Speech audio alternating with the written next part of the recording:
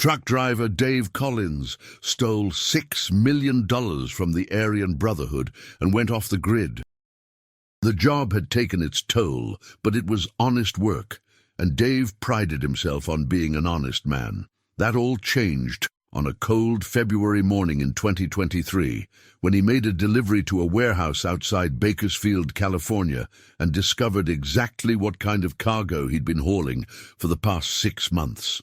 The warehouse sat at the end of a dirt road, surrounded by dead grass and rusted chain-link fencing. Dave had made this run 12 times before, always dropping off sealed pallets marked industrial equipment. He never asked questions, that wasn't his job. But that morning, one of the pallets had split open during transport, and when he opened the trailer doors, he saw stacks of cash bundled in plastic wrap, spilling out like guts from a wound.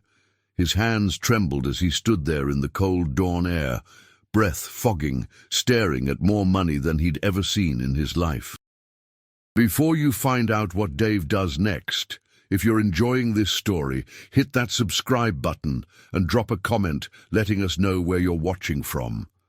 Now, let's see how deep this rabbit hole goes. Dave's first instinct was to close the doors and pretend he'd seen nothing, but his mind was already racing, calculating. He thought about his daughter Emma's medical bills, the leukemia treatments that insurance barely covered. He thought about his ex-wife Maria's threats to take him back to court for more support. He thought about dying behind the wheel of a truck with nothing to show for a life spent on the road. Inside the warehouse, 2 men were waiting. Dave recognized one of them, a wiry guy named Tucker with a swastika tattoo creeping up his neck. Tucker worked for the Aryan Brotherhood, one of the most dangerous prison gangs that had expanded far beyond prison walls. They controlled drug trafficking, extortion, and money laundering across the Southwest. Dave had unknowingly been transporting their cash for months, moving money from distribution points to laundering operations. "Got a problem, Collins?"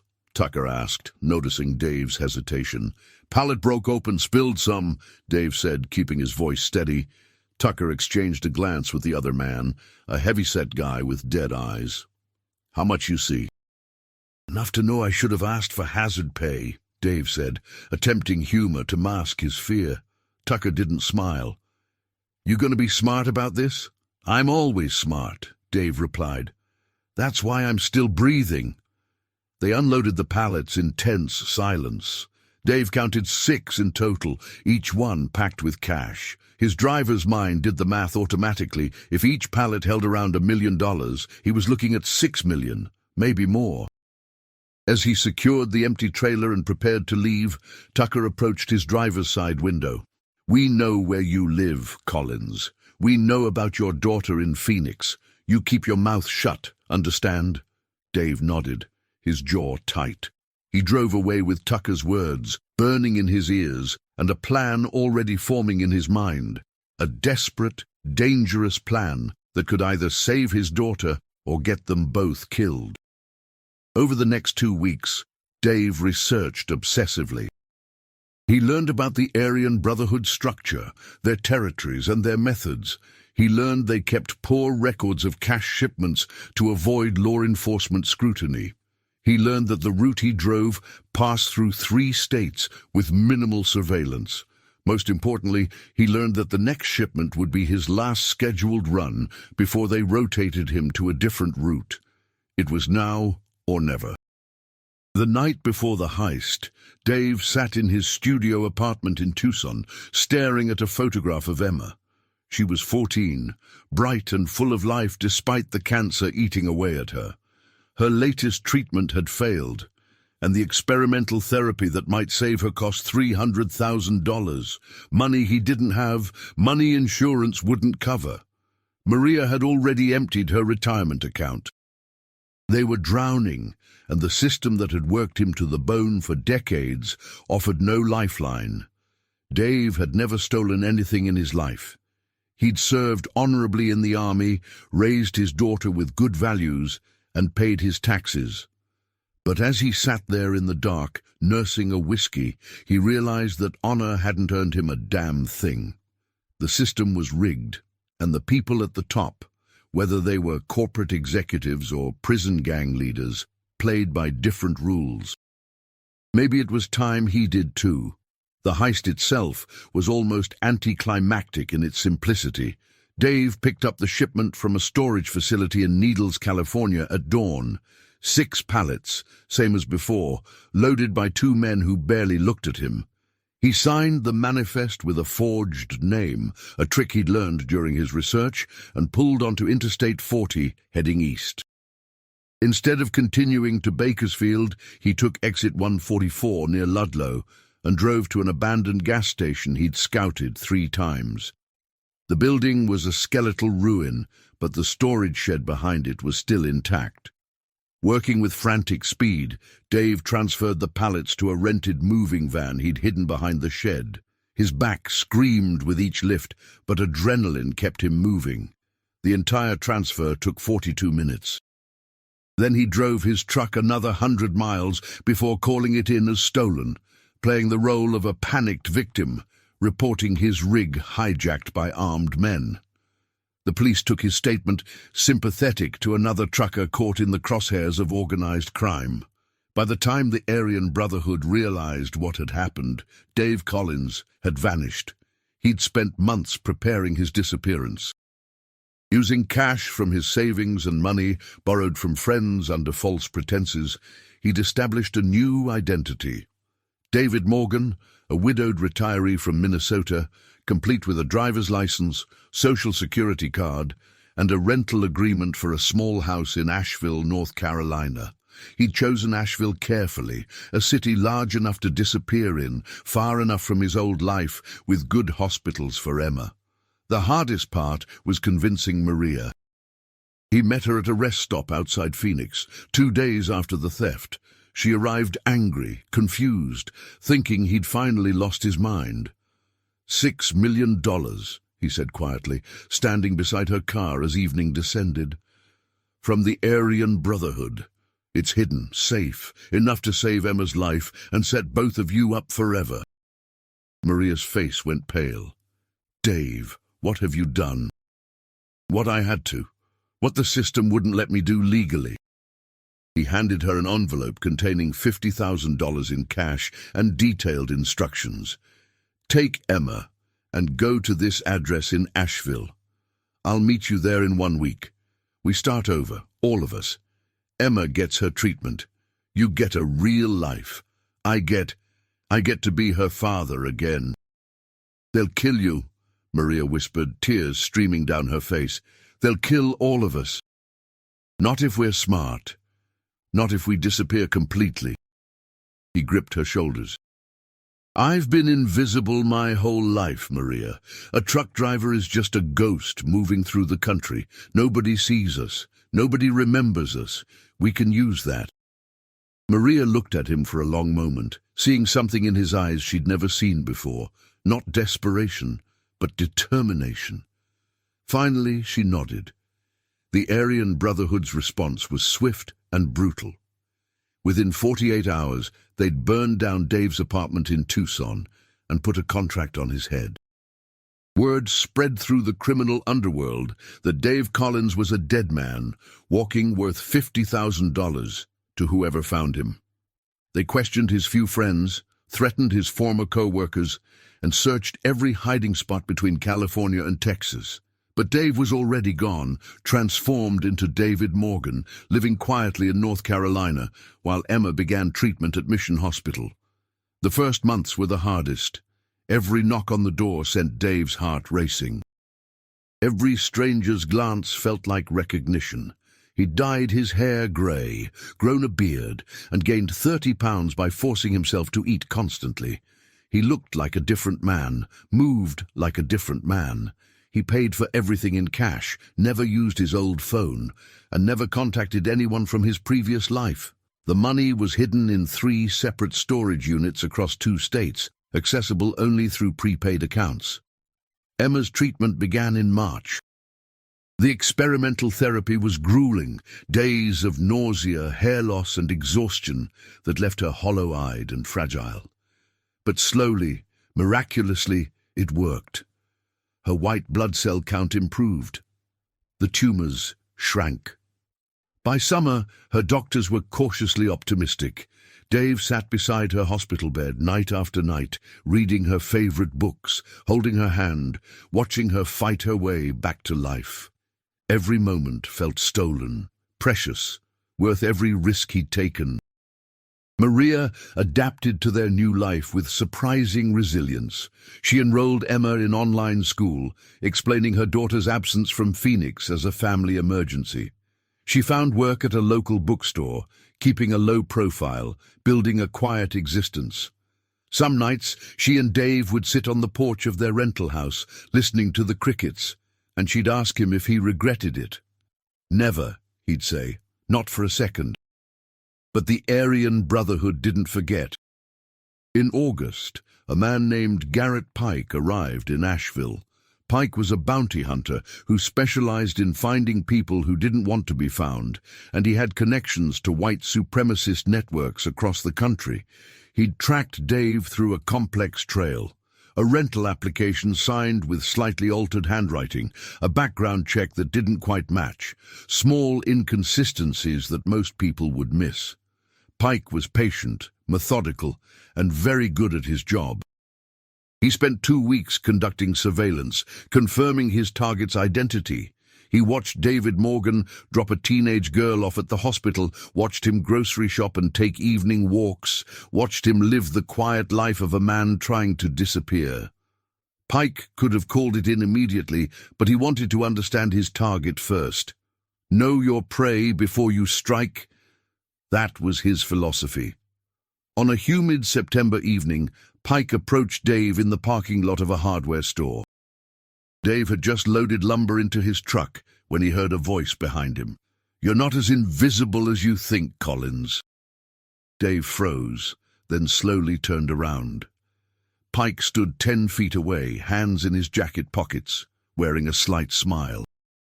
"I think you've got me confused with someone else," Dave said carefully. "No confusion. I've been watching you for 2 weeks. Your daughter's doing better, I see. That experimental treatment seems to be working." Pike's smile widened. "How much did it cost? 300 grand? Expensive way to save a life, especially when you steal the money from people who don't take kindly to theft." Dave's mind raced, calculating options. Run, fight, talk. Each choice carried consequences. "What do you want?" "The Brotherhood wants their money back, all of it, plus your head on a stick." Pike pulled his hand from his pocket, revealing a phone. "I can make 1 call and have 10 men here by tomorrow. Or we can talk about alternatives." "What alternatives?" Dave asked, though he knew any deal with these people was death on an installment plan. "Return the money, and I convince them to let you live. You and your family relocate again, this time with Brotherhood oversight. You work off your debt through services rendered. 5 years, maybe 10, you're free." "That's not freedom, that's slavery." Pike shrugged. "It's life, which is more than you'll have otherwise." Dave looked at the man who'd found him, understanding that this was the moment his careful planning had been building toward. He thought about Emma, her smile returning as the cancer retreated. He thought about Maria, finally sleeping through the night without anxiety medication. He thought about the life they'd built from stolen money and desperate choices. "I need time to think about it," Dave said. "You've got until tomorrow evening. I'll find you." Pike turned and walked away, disappearing into the parking lot shadows. Dave drove home in silence, his hands trembling on the steering wheel. He'd known this moment would come eventually.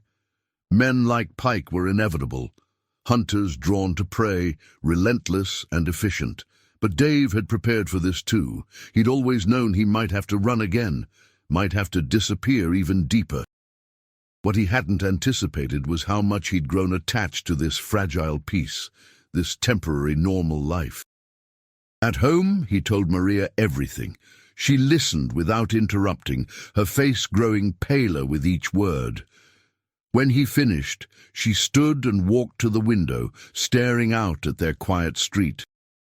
"We run again," she said finally. "Tonight. Right now. Emma's treatment can continue somewhere else. There are other hospitals, other cities, but there's only one chance to get ahead of this." She turned to face him. "You knew this might happen. You planned for it. Now we execute." Dave nodded slowly. He'd hoped it wouldn't come to this, but Maria was right. They'd always been living on borrowed time. He went to the garage and retrieved the emergency bags he'd packed months ago. New identities, cash, prepaid phones, fake travel documents. Everything they needed to disappear again, to become different people in a different place. They woke Emma gently, explaining in soft voices that they needed to take a trip. She was too tired to ask many questions, weakened by her latest treatment cycle. Dave carried her to the car, while Maria grabbed essentials. By midnight, they were on Interstate 40, heading west, just 3 more travelers in the endless American night. Pike discovered they were gone the next morning. He stood in their empty rental house, admiring the efficiency of their departure. No traces left behind, no forwarding address, nothing but a disconnected phone number and a paid-up lease. Collins had been ready to run, had probably always been ready. Pike respected that kind of preparation. He called his contact in the Aryan Brotherhood, a lieutenant named Harland, who operated out of California. "They're gone. Ran last night." "Then find them." Harland's voice was cold, flat. "I don't care how long it takes. That money belongs to us, and Collins needs to understand there's no place he can hide. Nobody steals from the Brotherhood and lives. It'll cost extra. These people know how to disappear. Whatever it takes, put the word out to all our contacts, prison networks, street crews, sympathizers. Somebody will spot them eventually. Americans can't help but leave traces. We'll find them." Dave, Maria, and Emma drove for 3 days, zigzagging through Colorado, Wyoming, and Montana, paying cash for motel rooms and avoiding major cities. Emma slept most of the way, her body exhausted from the interrupted treatment schedule. Maria coordinated with doctors remotely, arranging for Emma's medical records to be transferred to a new facility. Dave drove in silence, watching the rearview mirror, waiting for the moment when Pike or someone like him would appear again. They eventually settled in Coeur d'Alene, Idaho, a small city near the Canadian border. Dave chose it because of its proximity to an escape route. If things went bad, they were less than 100 miles from the international border. They rented a house under their new identities, Michael, Sarah, and Jennifer Benson, a family recovering from a house fire in Oregon. Emma resumed treatment at Kootenai Health, where oncologists continued her experimental therapy. The winter months passed slowly. Snow covered the landscape, insulating them in white silence. Emma's health continued to improve, beating the odds that doctors had given her a year earlier. By Christmas, her scans showed no active cancer. The remission was tentative, fragile but real. Maria cried when the doctor delivered the news, holding Emma tight while Dave stood in the doorway, overwhelmed by relief and guilt in equal measure. But even in their remote Idaho sanctuary, the past circled like a predator. Pike hadn't given up. He'd expanded his search, coordinating with Aryan Brotherhood contacts across the Northwest. In March, word reached him about a family matching Collins's description, a middle-aged couple with a teenage daughter who'd arrived in Coeur d'Alene months earlier, paying cash, keeping to themselves. Pike drove north to investigate, patient as always, willing to wait for confirmation. Dave spotted him first. Pike was sitting in a coffee shop across from Emma's hospital, reading a newspaper, looking perfectly normal. But Dave recognized the posture, the watchful stillness of a hunter. Their eyes met through the window, and both men knew the game had entered its final phase.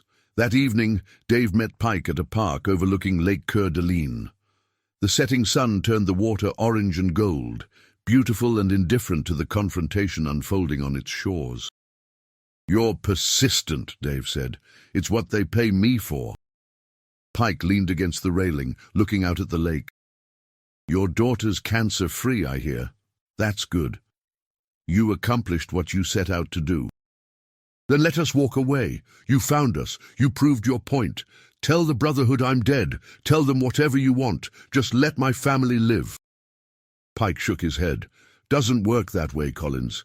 You stole $6 million from one of the most dangerous organizations in America. There have to be consequences. Rules have to be enforced.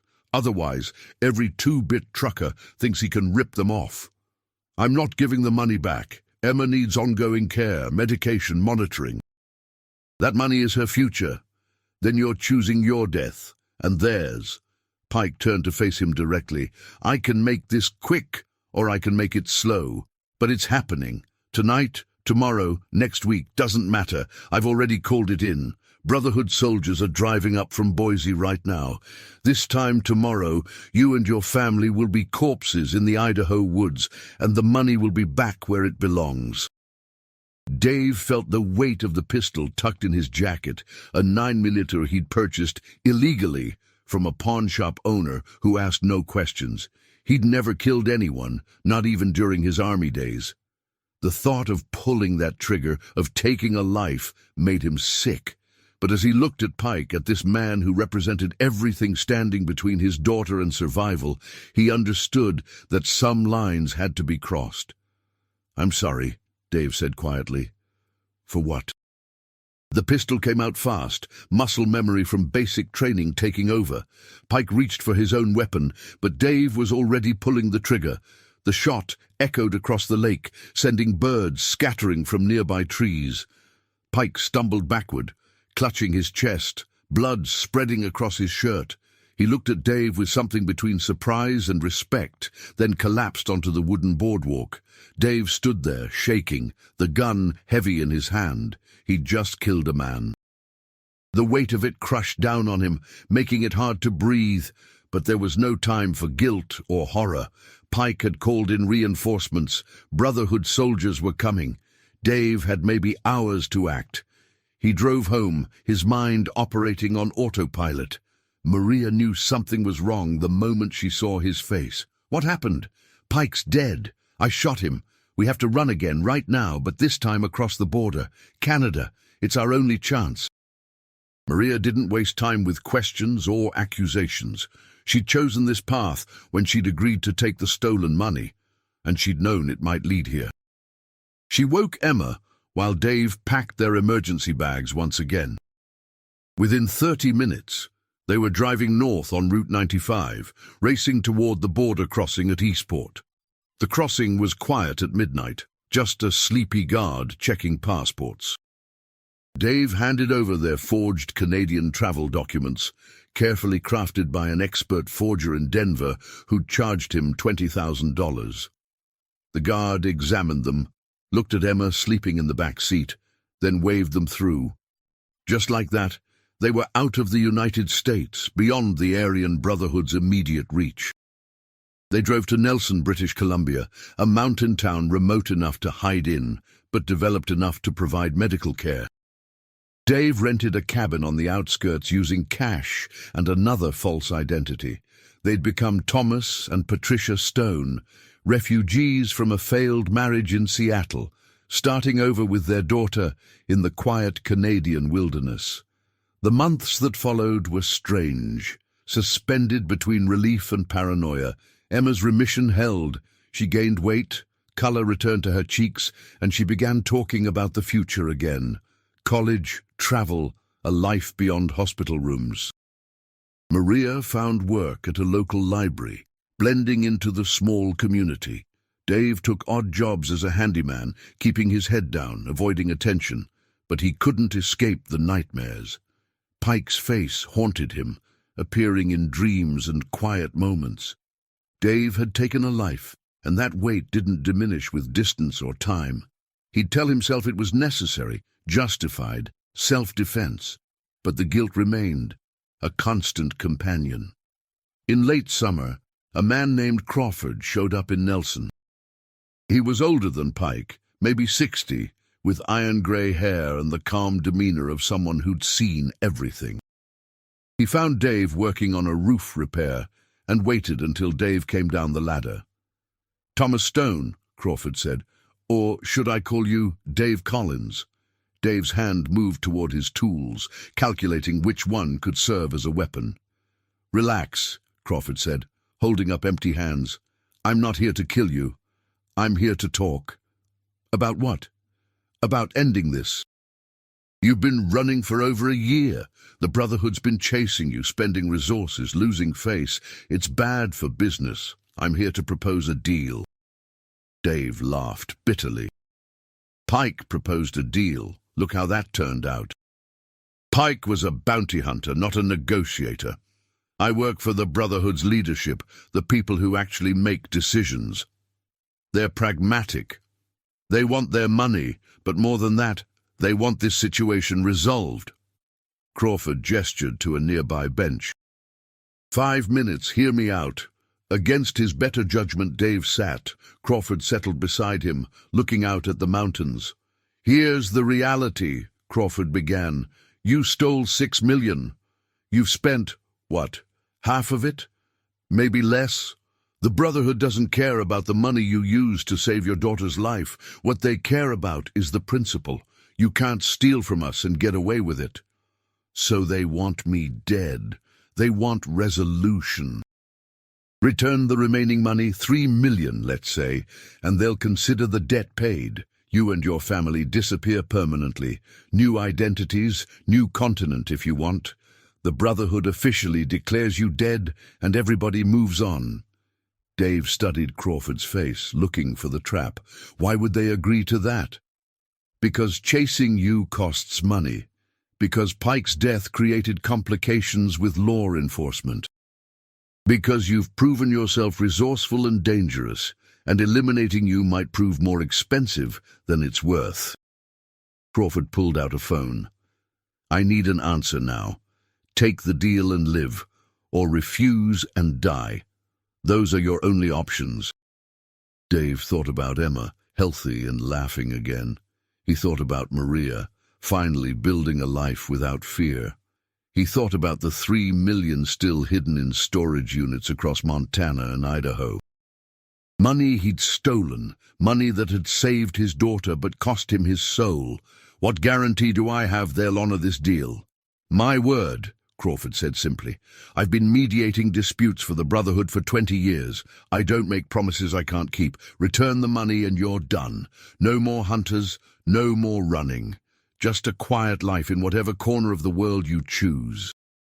Dave closed his eyes, feeling the weight of the decision. He could refuse, could try to keep running with all the money, gambling that he could stay ahead of the Brotherhood forever.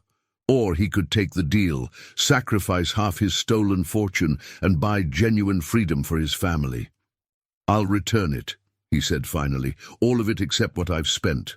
But I want it in writing, signed by your leadership. And I want confirmation of my death, published in their networks."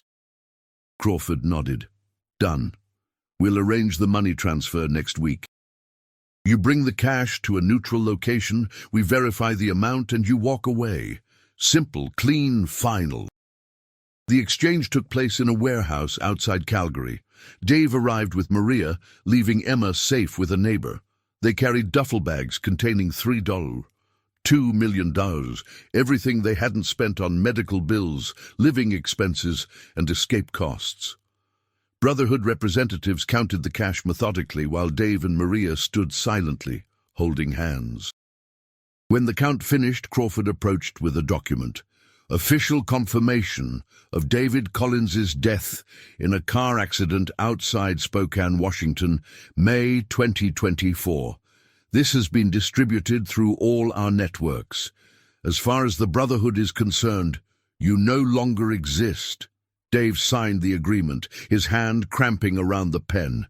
Just like that, his old life was truly over. David Collins was officially dead, and the man he'd become, whoever that was, could finally stop running. They left Canada a week later, flying to Costa Rica on passports, identifying them as the Patterson family.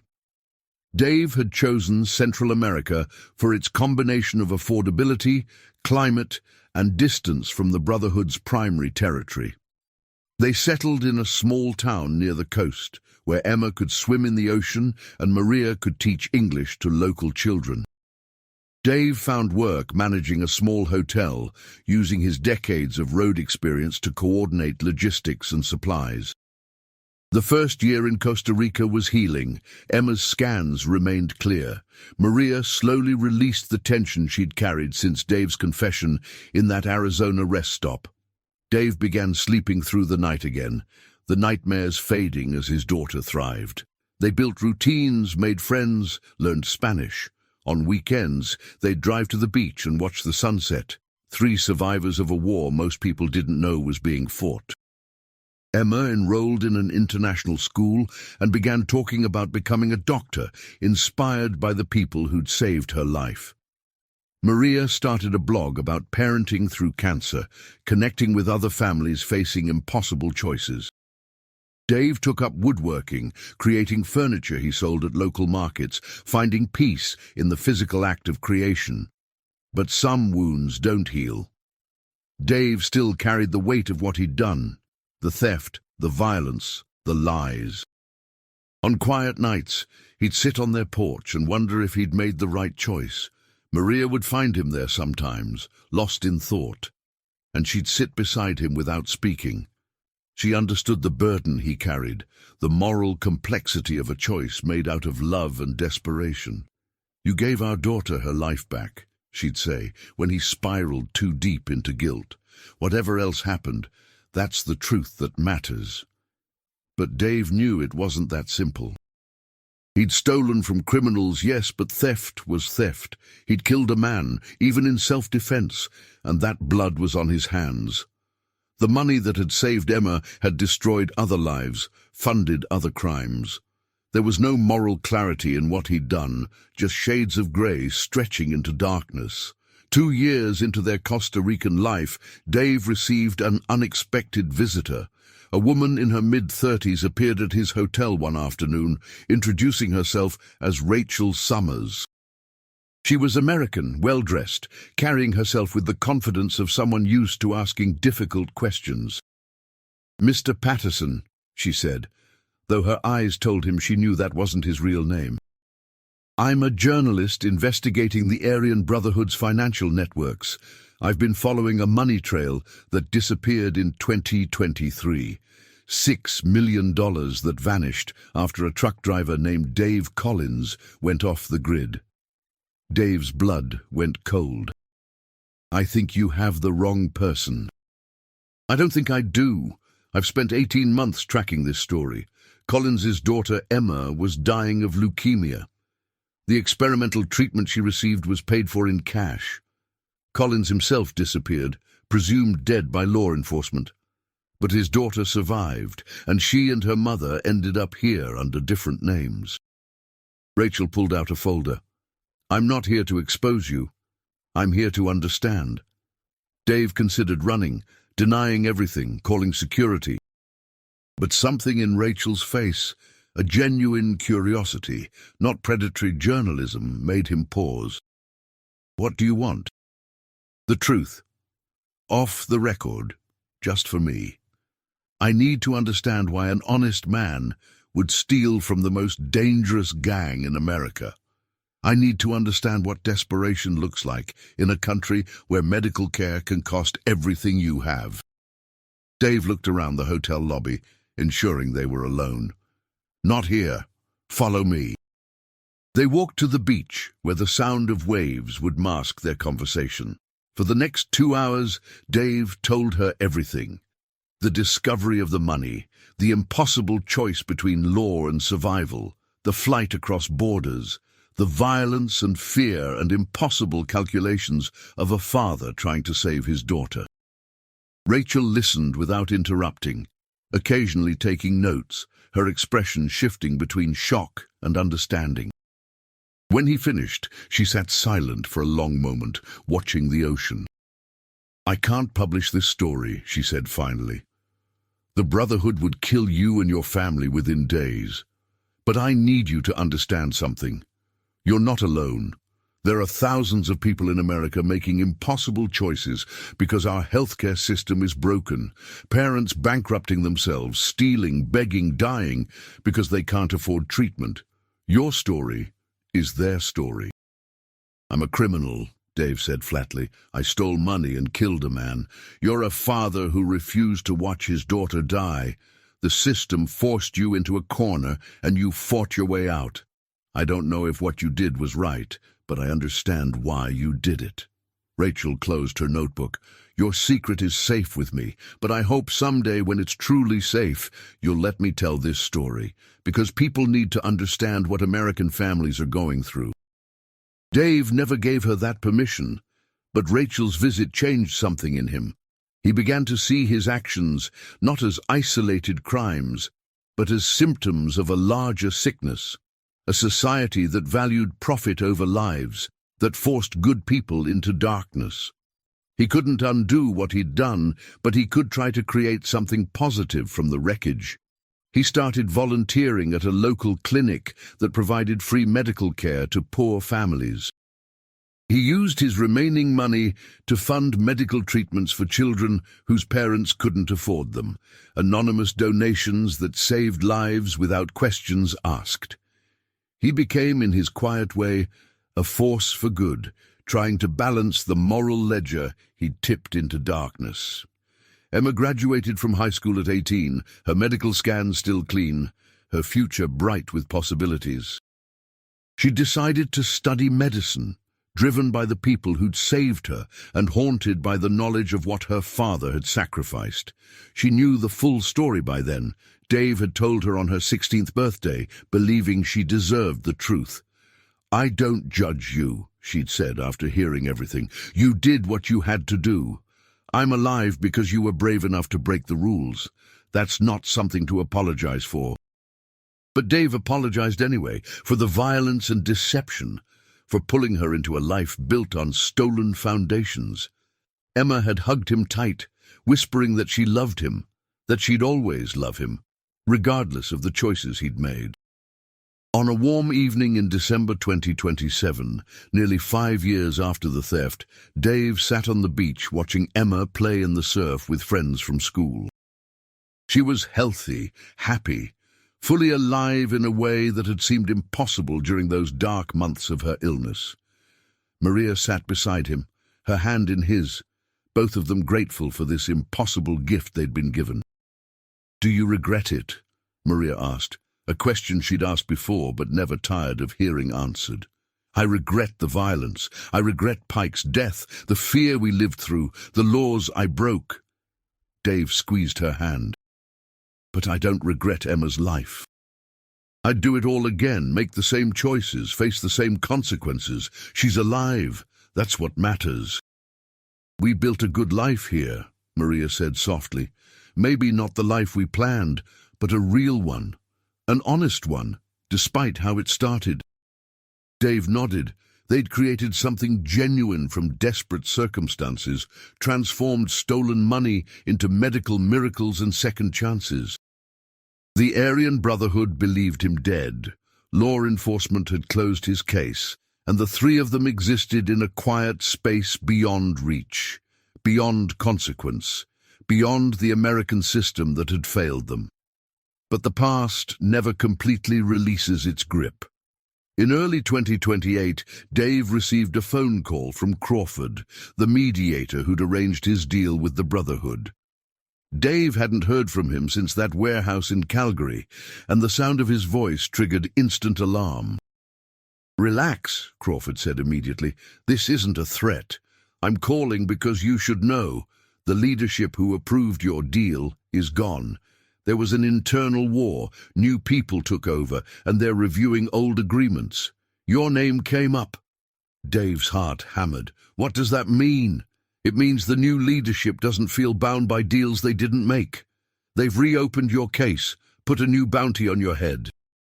Not as high as before, 50,000 instead of the original amount, but enough to attract attention.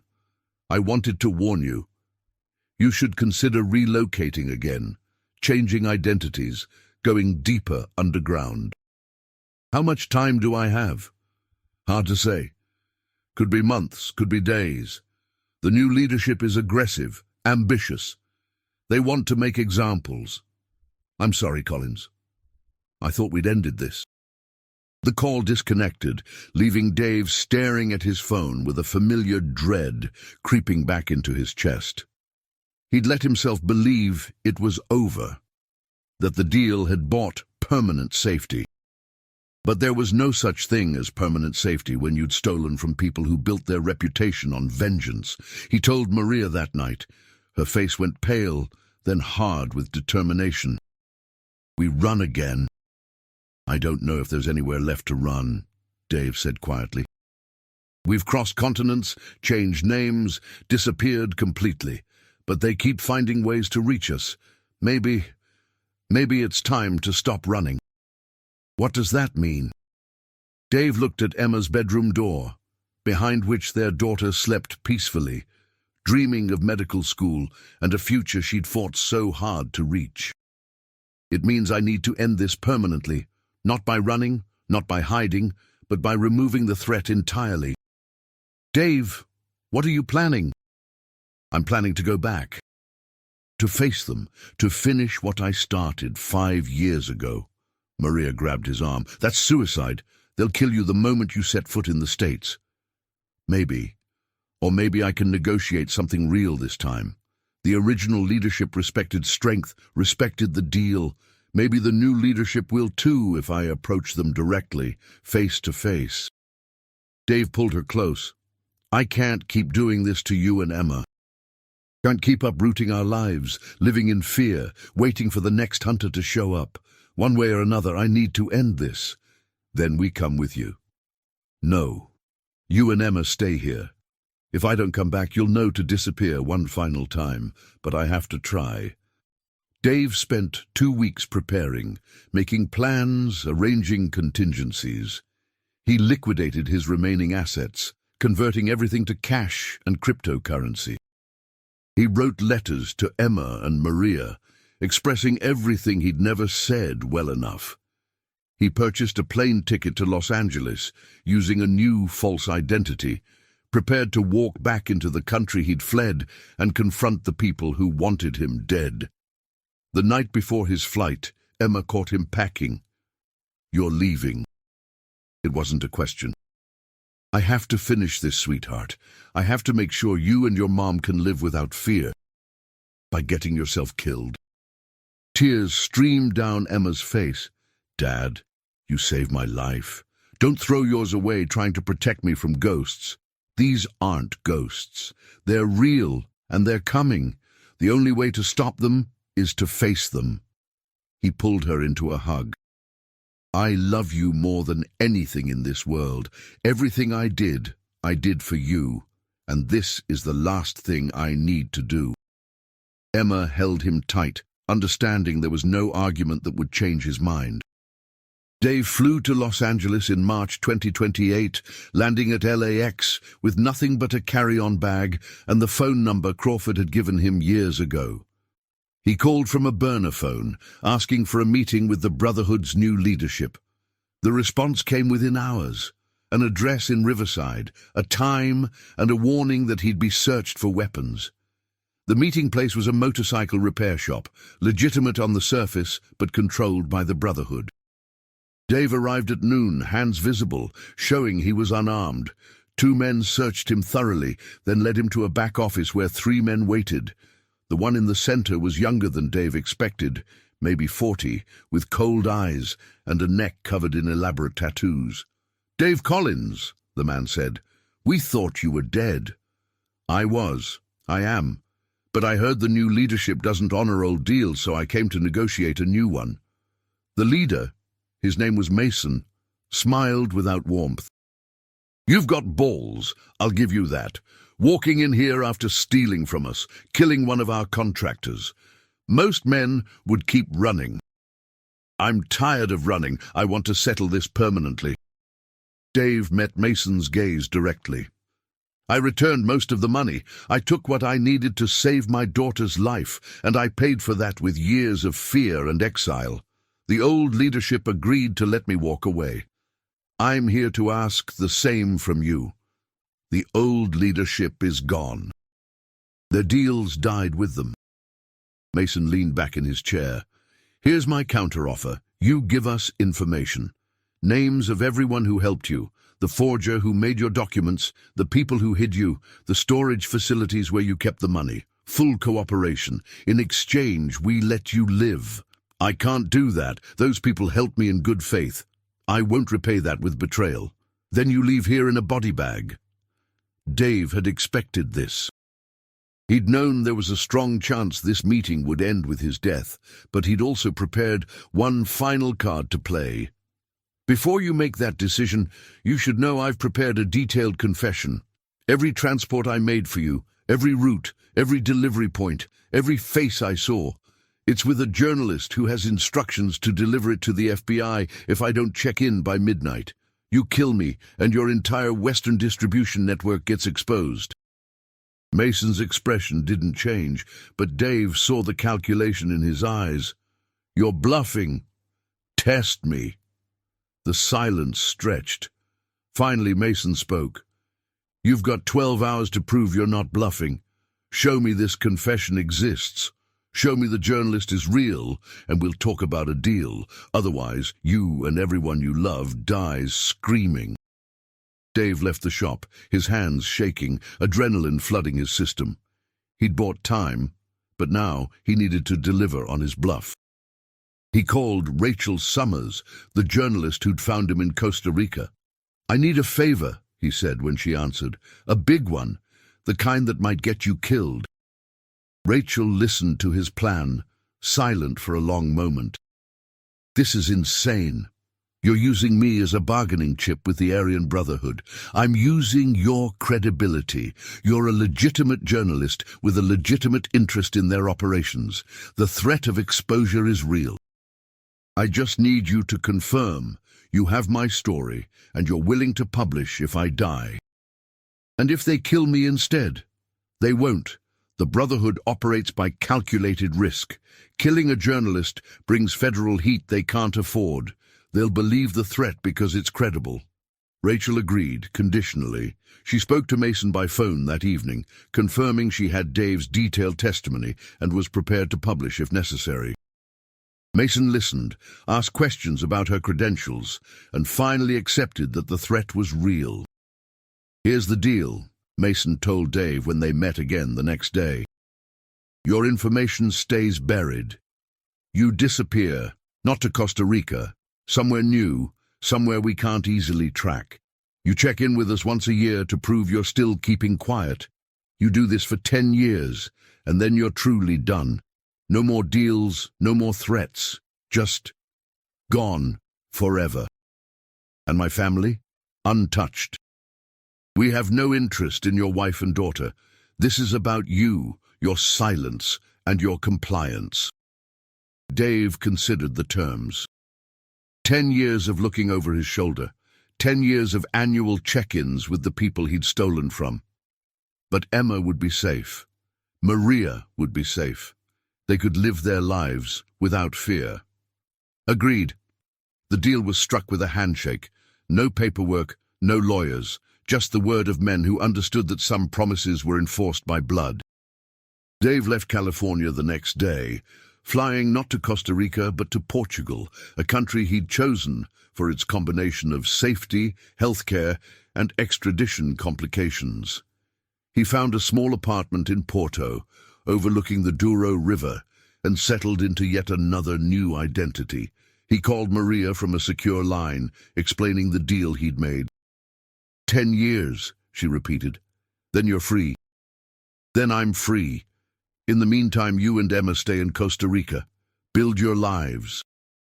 I'll visit when I can, but mostly we'll be apart. It's the only way to keep you safe. Maria was silent for a long time. They'd survived so much together, but this separation felt like another kind of death. I understand. Just come back to us when it's over, please. I will. I promise." The years that followed were lonely but peaceful. Dave worked odd jobs in Porto, learning Portuguese, making friends among the expatriate community.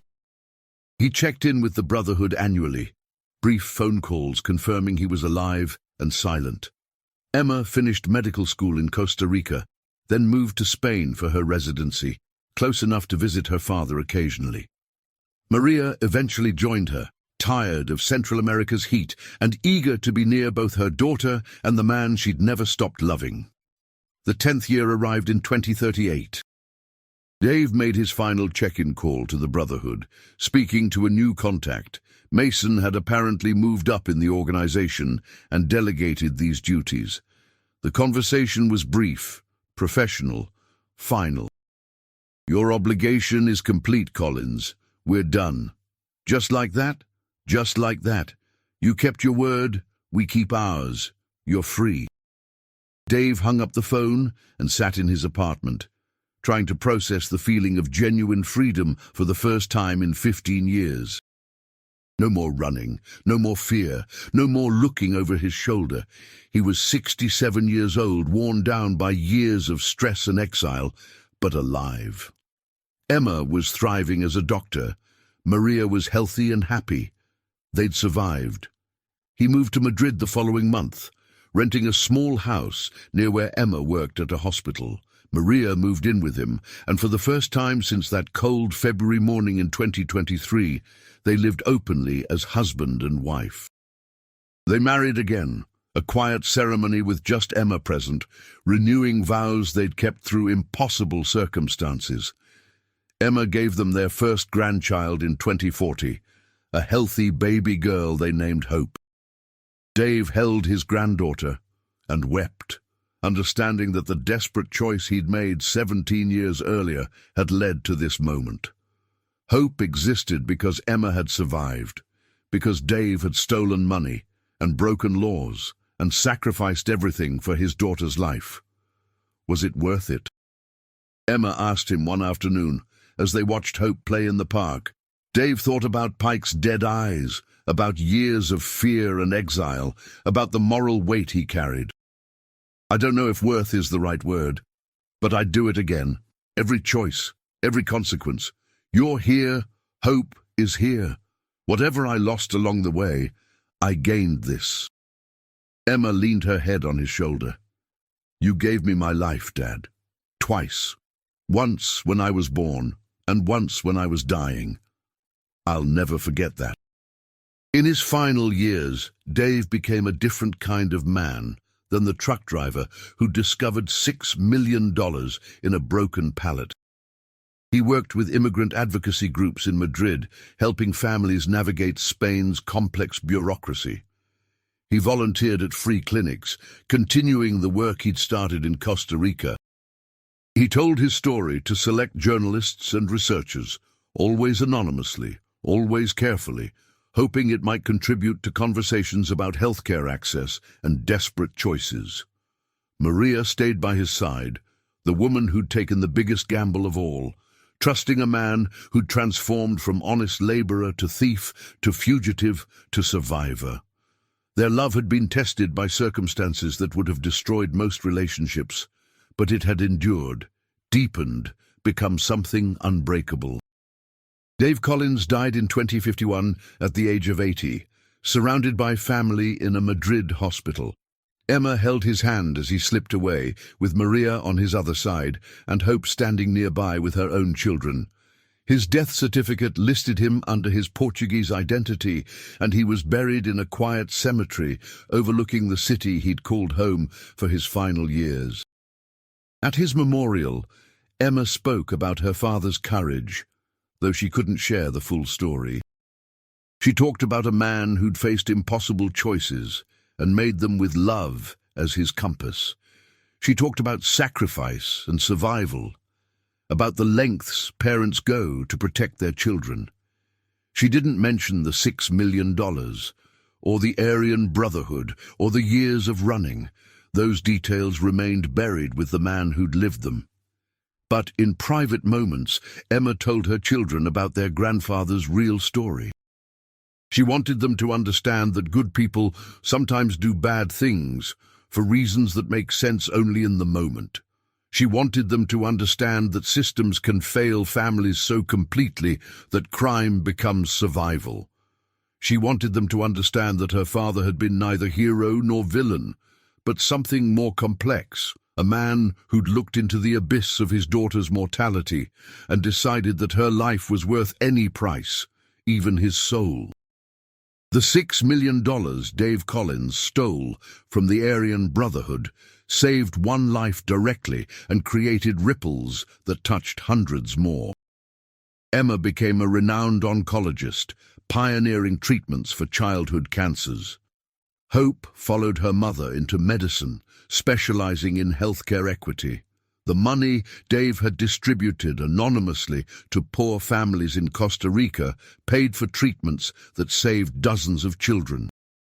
Even the act of theft itself had exposed vulnerabilities in the Brotherhood's operations that law enforcement eventually exploited, leading to arrests and disruptions. Dave never knew if what he'd done was right. He died carrying the weight of that question, unable to resolve the moral complexity of his choices. But he died knowing that Emma lived, that her children existed, that something good had grown from desperate soil. In the end, Dave Collins went off the grid and found something more valuable than safety. He found purpose in his daughter's survival, meaning in his family's continuation, and peace in the knowledge that love, even when expressed through crime and violence, could still create something worth saving.